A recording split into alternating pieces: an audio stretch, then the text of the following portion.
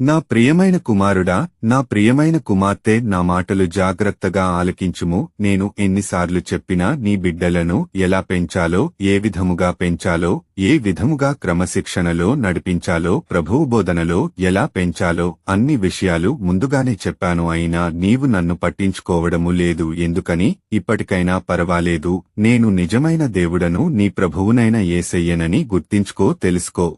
మరొకసారి నీకు గుర్తు చేస్తున్నాను ఏమిటంటే, నీ పిల్లలు బడులకు, కాలేజీలకు, స్కూళ్లకు సెలవులు ఇచ్చారు కదా. అయితే నీ పిల్లలను చుట్టాలింటికి కాని, బంధువులు ఇంటికి గాని, స్నేహితులు ఇంటికి గాని పంపిస్తావేమో. అలా పంపించవద్దు అని చెప్పాను. నీవు నా మాట లెక్క చేయడము లేదు. నీవు నీ పిల్లలను ఒంటరిగా పంపిస్తున్నావు. వాళ్ల స్నేహితులే కదా అని. అయితే వాళ్లు సముద్రాలకి, పిక్నిక్ లకి, షికారులకి, సినిమాలకి వెళుతుంటారు. వాళ్లతో కలిసి నీ పిల్లలు చెడిపోతుంటారు.